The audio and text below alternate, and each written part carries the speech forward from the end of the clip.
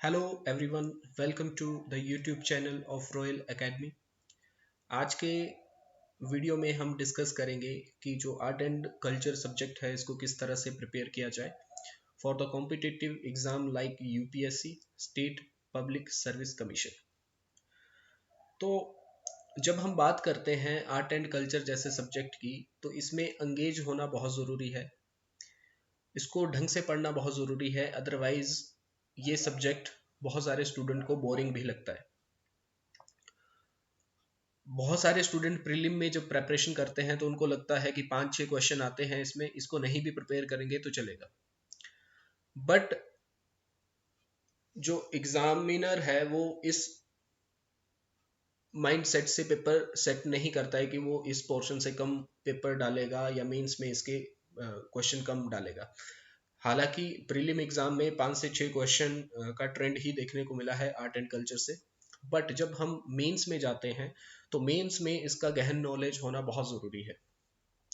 तो आपको एक बार ये सब्जेक्ट ढंग से प्रिपेयर कर ही लेना है, इसके जो भी चीज़ें हैं नोट्स बना ही लेना है, ताकि आपको प्रीलिम में अगर इसका ज़्यादा फायदा ना मिले तो मेंस में इसका फायदा ज़रूर मिले। तो पहले अगर बात करूं मैं सोर्सेज की, तो सोर्सेज देखिए, अगर बात करी जाए तो सोर्सेज, सबसे बड़ा जो सोर्स है that is NCERT, art and culture के लिए एनसीईआरटी। और एनसीईआरटी में भी अगर मैं बात करूं तो सिलेक्टेड आपको पोर्शन में इसको प्रिपेयर करना है।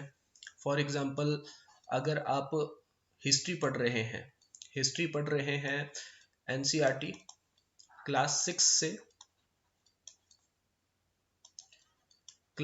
से 12th तक, तो इसमें जो भी चैप्टर रहते हैं जो आर्ट एंड कल्चर से डील कर रहे हैं उनको आप प्रिपेयर करिए। इसके अलावा आप आर्ट एंड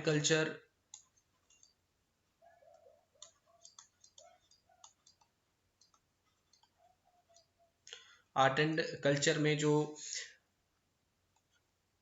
क्लास 11 में जो इंडियन आर्ट की इंट्रोडक्शन दी गई है उसको आप प्रिपेयर करिए एनसीईआरटी में। फिर क्लास 11th में जो लिविंग क्राफ्ट,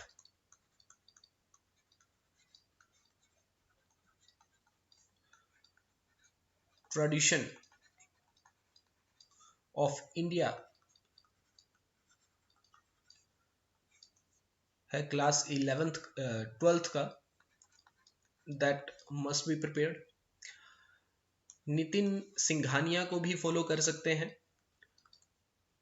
कुछ टॉपिक्स के लिए, कुछ टर्म्स के लिए।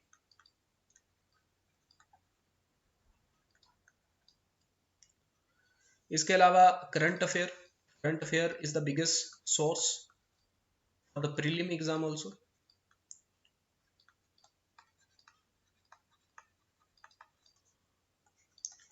प्रीवियस ईयर क्वेश्चन, इनको एनालाइज करना, बोथ प्रीलिम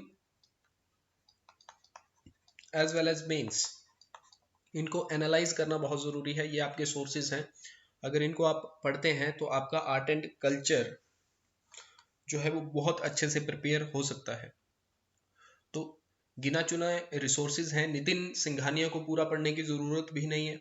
अगर आप हिस्ट्री में जो टर्म्स वगैरह रहती हैं, आर्ट एंड कल्चर से रिलेटेड जो चैप्टर हैं उनको आप ढंग से पढ़ लेते हैं, करंट अफेयर को फॉलो करते हैं, प्रीवियस ईयर का स्टैंडर्ड देखते हैं कि किस तरह के क्वेश्चन हैं प्रीलिम में, मेंस में, तो आपका आधे से ज़्यादा काम जो है वो हो जाता है। अभी नेक्स्ट जो इसमें पैरामीटर है that is how to prepare, इसको प्रिपेयर कैसे किया जाए। जैसा कि मैंने पहले भी बात करी कि प्रीलिम जो है, प्रीलिम में 5-6 क्वेश्चन जो हैं वो पूछे जाते हैं, ये ट्रेंड रहा है आर्ट एंड कल्चर के लिए यूपीएससी में भी, और अगर आप स्टेट पब्लिक सर्विस कमीशन देखेंगे तो उसमें भी। मेंस में अगर आप देखें तो 10 मार्क्स तक भी पूछा गया है इन जीएस 1, और 50 मार्क्स तक भी पूछा गया है आर्ट एंड कल्चर से रिलेटेड क्वेश्चन। तो जीएस 1 जो है वो बहुत इंपॉर्टेंट रोल प्ले करता है। और देखिए क्या होता है कि इसमें क्वेश्चन ना ऐसा नहीं होता कि बिल्कुल सिंपल क्वेश्चन पूछ लिया। क्वेश्चन जो होता है वो हमेशा बाउंसर की तरह आता है। तो हमारे पास अगर कंटेंट प्रिपेयर हो और हमने उसको बार बार रिवाइज किया हो, तो हमें वहां पे कुछ ना कुछ एक इफेक्टिव आंसर लिख सकते हैं हम। ठीक है, तो बेसिकली आप ये मत देखिए कि इसको प्रिपेयर करना ये इंपॉर्टेंट है, इसको नहीं करेंगे प्रिपेयर तब भी चलेगा। आप ये चीजें मत सोचिए, जो चीजें इंपॉर्टेंट हैं उनको आप नोट डाउन कीजिए, उनके नोट्स बनाइए बढ़िया से और उन्हीं पे रिलाई करिए। अच्छा, अगर देखा जाए हाउ टू प्रिपेयर, तो इसकी एक ही स्ट्रेटजी है आर्ट एंड कल्चर को लेके, that is stick to your material.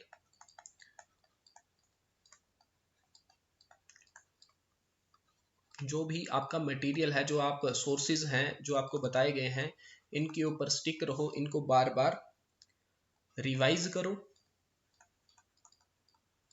और प्रैक्टिस करो।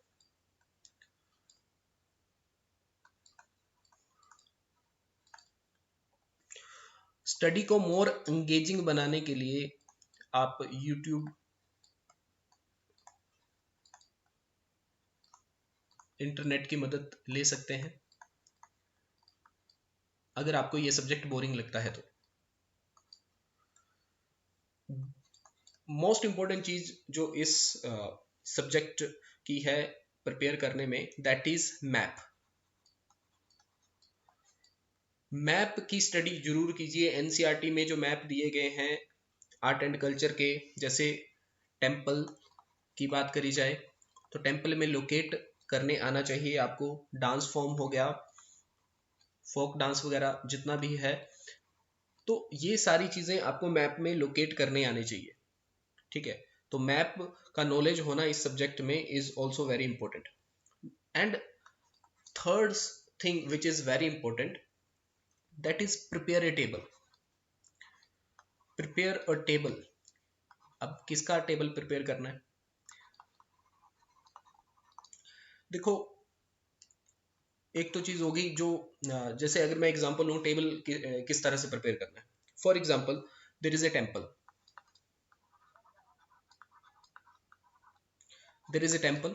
Now there is also a date of the construction of temple, and इसका कोई पैट्रॉन भी होगा,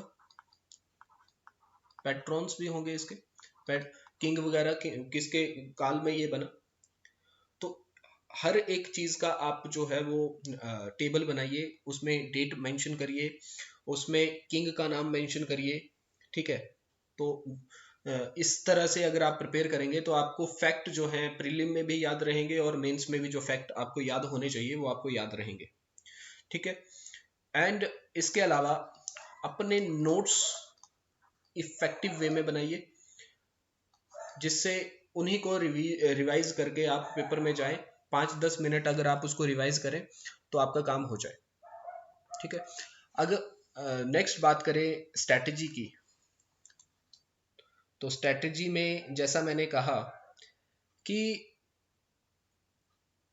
आपको पेपर में बाउंसर आ सकते हैं। प्रीलिम में तो चलो आपको 5-6 क्वेश्चन आएंगे तो आपने बहुत सारी चीजें पढ़ी भी होंगी, तो स्टेटमेंट वाइज क्वेश्चन आता है तो उसको करना थोड़ा आसान रहता है। बट जब मेंस की बात करी जाए तो उसमें बहुत सारे क्वेश्चन जो रहते हैं वो एज ए बाउंसर आते हैं आपको, मतलब उसका पता नहीं चलता कि उसमें क्या फैक्ट लिखें क्या छोड़ें। तो जब इस तरह के क्वेश्चन आते हैं तो आपको बड़े ध्यान से वो डाटा इकट्ठा करना है जो आपने बनाया हो। तो इसीलिए आपको बोला, मैंने जो बताया यहाँ पे कि अपने नोट्स पे स्टिक रहो, अपने मटेरियल पे स्टिक रहो, उसको बार बार रिवाइज करो, उसको बार बार प्रैक्टिस करो। और ये आर्ट एंड कल्चर के लिए नहीं है, ये चाहे आप हिस्ट्री की प्रेपरेशन कर रहे हैं, चाहे इकोनॉमी की प्रेपरेशन कर रहे हैं, चाहे जियोग्राफी की प्रेपरेशन कर रहे हैं, अपने मटेरियल के ऊपर स्टिक रहना बहुत ज़रूरी है। अदरवाइज आप क्या करते हैं, आप कोई भी आपको बुक बताता है, आप उस बुक को ले लेते हैं, वो बुक पढ़ी नहीं जाती। फिर आप को कोई नोट्स बताता है, हैंड रिटन नोट्स बताता है, then we also purchase those notes. तो ये इशू जो है वो हर एक स्टूडेंट के साथ रहते हैं, तो इन इश्यूज से बचना है और स्ट्रैटेजी जो है वो ढंग से बनानी है। अभी अगर मैं बात करूं तो इसमें अगर आप प्रीवियस ईयर क्वेश्चन जो है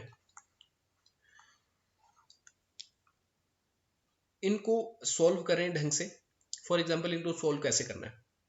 for example there is option A, B, C, D, है ना? Option A, B, C, D, कोई क्वेश्चन है उसके ऑप्शन है A, B, C, D. Now यहाँ पे जो भी ऑप्शन है उन सभी ऑप्शन को आप सर्च करो, उन सभी ऑप्शन को आप देखो और उसके इर्द गिर्द 50 से 100 वर्ड का जो भी कंटेंट है उसको प्रिपेयर करो। ठीक है, उसको प्रिपेयर करो and then frame a question, उसमें भी क्वेश्चन फ्रेम करो।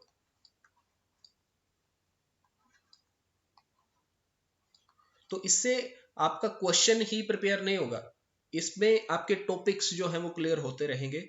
और अब देखिए जो एग्जामिनर है, एग्जामिनर जो ऑप्शन बनाता है वो जो टॉपिक होता है उसके इर्द गिर्द से ही बनाता है। ठीक है, तो अगर मान लो उस टॉपिक से मान लो किसी के नाम ही दिए गए हैं ऑप्शन में, तो जिनके भी नाम दिए गए हैं उनको आप सर्च करो, उनको उनके नोट्स बनाओ और उनसे भी आप फ्रेम करो क्वेश्चन जो ऑप्शंस दिए हुए हैं।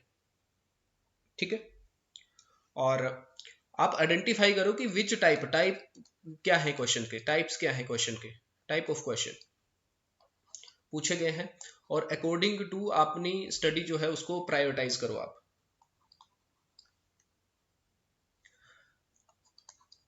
टॉपिक वाइज आप एमसीक्यू सॉल्व करो,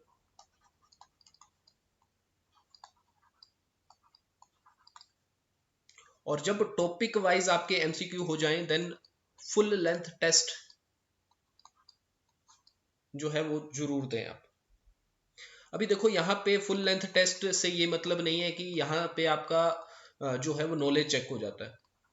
नॉलेज चेक नहीं होता यहाँ से, किसी भी टेस्ट से नॉलेज चेक नहीं होता। अगर आप 160 भी ले रहे हैं 200 में से, तो इसका मतलब ये नहीं है कि आप क्वालिफाई कर जाएंगे, और अगर आप 100 से नीचे भी हैं, 80 से नीचे भी हैं, तो इसका मतलब ये नहीं है कि आप क्वालिफाई नहीं करेंगे। तो नॉलेज चेक नहीं होता, आपने नॉलेज चेक करने के लिए नहीं करना है उसको। ये बहुत बड़ी गलती होती है हमारी, जब हम टेस्ट देते हैं तो हम अपने नॉलेज जो है वो कंपेयर करना स्टार्ट कर देते हैं।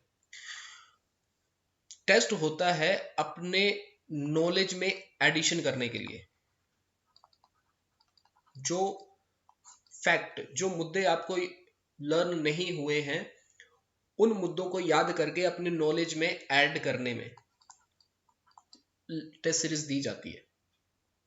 ठीक है, तो आपने टेस्ट सीरीज से जो भी आपकी वीकनेसेस होंगी, जो भी आपकी स्ट्रेंथ होगी, उनको आपने एक्सेप्ट करना है और एडिशन करना है अपने नॉलेज का, और अपनी वीकनेसेस और स्ट्रेंथ को भी देखना है। ठीक है, तो ये जो है वो स्ट्रेटजी इंपॉर्टेंट है जब हम बात करते हैं प्रीलिम एग्जाम की। This strategy is very important for prelim exam. अगर मैं बात करूं मेंस एग्जाम की, मेंस एग्जाम की अगर मैं बात करूं तो मेंस में किस तरह से स्ट्रेटजी बनाई जाए आर्ट एंड कल्चर को लेके। देखिए अभी अगर मैं बोलूं कि आपने तो कंटेंट पूरा प्रिपेयर कर लिया है, तो आप मेंस के प्रीवियस ईयर क्वेश्चन में जाइए, प्रीवियस ईयर क्वेश्चन में जाइए और वहां पे देखिए कि किस तरह का क्वेश्चन पूछा गया है, टाइप क्या है क्वेश्चन की। जैसे मान लो वहां पे क्वेश्चन पूछा गया, what is the contribution of Pala dynasty in the development of Buddhism. तो now here the keyword is Pala dynasty. Pala dynasty क्या है? कीवर्ड है। पाल डायनेस्टी से रिलेटेड जितना भी डाटा है आप उसको इकट्ठा करिए। पाल डायनेस्टी जो है वो डेवलपमेंट कैसे हुआ, उनका क्या कंट्रीब्यूशन रहा, उनका फॉल कैसे हुआ, उनका राइज कैसे हुआ, तो ये थोड़ा थोड़ा कंटेंट आपको पता होना चाहिए। इसी तरह से वकाटक, चोल, चेर, पांड्य, राष्ट्रकूट, इन सभी का डाटा आप इकट्ठा करो आर्ट एंड कल्चर के लिए, कि उनका कंट्रीब्यूशन क्या रहा, आर्किटेक्चर में क्या रहा, स्कल्पचर में क्या रहा, पेंटिंग में क्या रहा, डांस फॉर्म्स, म्यूजिक में क्या रहा। तो इस तरह से जब आप डाटा इकट्ठा करोगे, रिलीजन में क्या रहा, तो इस तरह से आपकी अच्छी तरह से प्रेपरेशन हो जाएगी। ठीक है, फिर आप आंसर राइटिंग जरूर करें। आंसर राइटिंग जरूर करें अपने क्वेश्चन की। देखिए, आप जो आंसर राइटिंग कर रहे हैं जरूरी नहीं आप वहां पे आंसर लिख पाएंगे। देखिए, एग्जैक्ट आंसर मेंस में कोई नहीं लिख सकता। ठीक है, एग्जैक्ट आंसर जो है वो कोई नहीं लिख सकता, बट अगर आपको मोस्ट ऑफ द डाटा याद है तो इफेक्टिव आंसर, बेटर आंसर आप जरूर लिख सकते हैं। ठीक है, और